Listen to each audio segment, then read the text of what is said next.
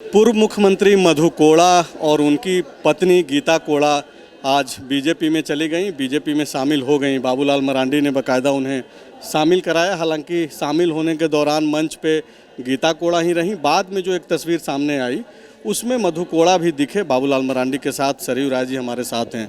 Sir, सबसे पहले आपने ही जो है मधु कोड़ा जी के ऊपर जो आरोप लगा भ्रष्टाचार का, आपने उजागर किया था। आज वापसी हुई है फिर से बीजेपी के अंदर, इसको कैसे देखा जाना चाहिए? तो ये कोई मधु कोड़ा और गीता कोड़ा अपवाद नहीं है। महाराष्ट्र में भी लोग शामिल हुए हैं, उन पर भी आरोप लगे थे। भारतीय जनता पार्टी के लोगों ने ही लगाया था। तो समय संदर्भ में लोकसभा चुनाव में राष्ट्रीय ताकत चाहती है कि जिसको भी लेना पड़े हम उसको ले लें, ताकि चुनाव में हमारी वह सीट सुनिश्चित हो जाए। इसे लोगों ने लिया है और ये कोई अचानक हुआ नहीं है, लंबे समय से कयास लगाया जा रहा था। उस समय भाजपा के भीतर या बाहर से किसी ने आवाज़ उठाया नहीं।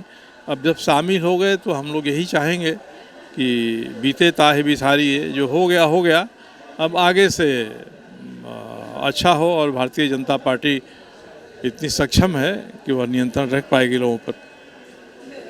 लेकिन सर, एक सवाल तो उठता है, जो आम लोग देखते हैं, नेताओं की जो भाषा देखते हैं, सुनते हैं और बाद में जो तस्वीरें बदलती है, तो क्या वाकई में बीजेपी के लिए या फिर प्रधानमंत्री नरेंद्र मोदी के लिए भ्रष्टाचार कोई मुद्दा है? आप सरयू राय कैसे देखते हैं? प्रधानमंत्री तो कहते हैं कि हमारा सबसे बड़ा अहम मुद्दा यही है, न खाएंगे न खाने देंगे।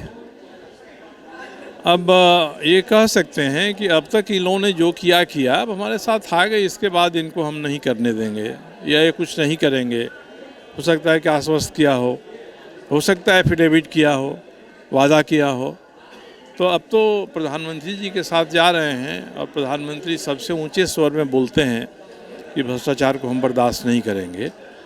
तो पीछे के भ्रष्टाचार को बर्दाश्त नहीं करेंगे कि आगे का नहीं करेंगे, ये तो वही बताएंगे।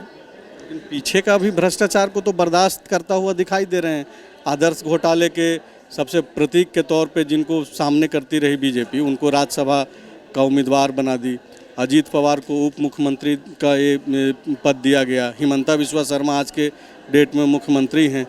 तो आम जनता कैसे देखेगी? मतलब प्रधानमंत्री मोदी को जो देखती है, चूँकि सवाल आपसे इसलिए कर रहे हैं कि आप भ्रष्टाचार के विरुद्ध एक लड़ाई के प्रतीक के तौर पे देखे जाते हैं बिहार झारखंड जैसे जगहों पे। मोदी जी यही कहेंगे कि भाई हमारी ज़रूरत थी, हमने इनको लिया और हमने ले लिया, तो इनका आचरण फिर से पहले जैसा नहीं होगा। जो मोदी जी में भरोसा करते हो तो यही कहेंगे। हम लोग तो न मोदी जी के पक्ष में हैं न मोदी जी के विपक्ष में हैं। जो राज्य हित में, समाज हित में अपने मनोनुकूल लगता है उसको हम लोग कहते हैं, करते हैं। सरयू राय क्या बोलना चाहेंगे इसमें? अब ये एक पार्टी का मामला है, राष्ट्रीय पार्टी का मामला है, जिसके प्रधानमंत्री कहते हैं हम भ्रष्टाचार को बर्दाश्त नहीं करेंगे। तो इस पर मैं कोई टिप्पणी करूं ये उचित नहीं लगता है। आप जैसे व्यक्तित्व के मालिक अगर कुछ भी बोलने से बच रहे हैं, तो एक जो चीज़ें दिख रही है कि चुनाव आने के ठीक पहले जो है लोग वापसी कर रहे हैं, दल बदल शुरू हो गया है। तो क्या सरयू राय भी जगह तलाश रहे हैं? यही एक वजह है कि वो ऐसे मसलों पे जिसके लिए जाने जाते हैं, आप बोल नहीं पा रहे हैं? नहीं, मैं जगह नहीं तलाश रहा हूँ। मैंने कल स्पष्ट भी किया कि चुनाव हम अपने हिसाब से लड़ेंगे। आज तक मेरी भारतीय जनता पार्टी के किसी नेता से बात नहीं हुई है, न मैंने पहल किया है न उन्होंने पहल किया है। इसलिए मैं इस बारे में निश्चिंत हूँ कि मैं जिस रास्ते जा रहा हूँ वो रास्ता किसी को पसंद आएगा तो वह मेरे साथ आएगा, मुझे साथ लेना चाहेगा, नहीं आएगा तो नहीं लेना चाहेगा। बाबूलाल मरांडी, एक आखिरी सवाल है कि बाबूलाल मरांडी लगातार हाल के दिनों में प्रेस कॉन्फ्रेंस कर रहे थे। मुख्यमंत्री जो अब नहीं रहे, पूर्व मुख्यमंत्री हेमंत सोरेन के ऊपर जिस तरीके से आरोप लगा रहे थे भ्रष्टाचार को लेकर के, अब जबकि मधु कोड़ा के साथ उनकी तस्वीरें सामने आई है, गीता कोड़ा को खुद उन्होंने अपने हाथों से ज्वाइनिंग कराई पार्टी के अंदर, तो क्या बाबूलाल मरांडी जो भ्रष्टाचार को लेकर के बोलते रहे हैं, अब उनके पास वो आधार बचेगा कि वो आगे भी इस तरीके की बातें बोलते रहें? देखिए, बाबूलाल मरांडी जी हेमंत सोरेन जी के खिलाफ, उनकी सरकार के खिलाफ बोलते रहे। इसके पहले भी जो सरकार थी उसके खिलाफ भी बोलते रहे और पहले की सरकार के साथ जब आ गए तो उनके बारे में नहीं बोलते हैं। ये तो विशुद्ध रूप से जो व्यक्ति तो राजनीतिक होता है वह व्यक्ति इस तरह का कम्बिनेशन परमुटेशन करता है, जोड़ तोड़ करता है, जोड़ घटाव करता है और अपने लिए उसमें भूमिका तलाशता है। तो बाबूलाल जी को जो भूमिका दिया है भारतीय जनता पार्टी ने, उस भूमिका के अनुसार वो अपनी बातों को कर रहे हैं। कल क्या कहा उन्होंने, इसको देखेंगे तो कल बहुत कुछ कहा उन्होंने। हेमंत जी अगर आ जाए भाजपा के साथ तो भाजपा इनकार मुझे नहीं लगा कि करेगी, उनको भी स्वीकार कर लेगी।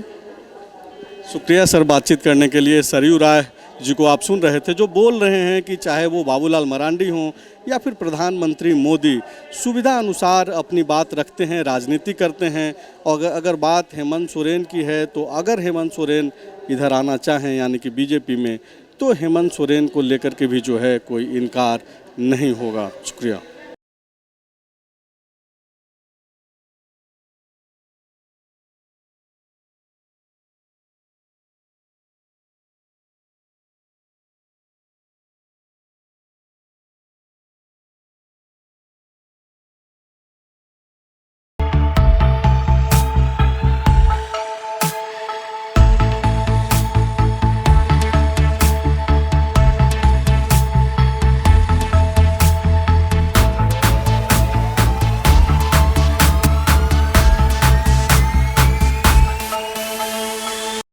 The followup.in.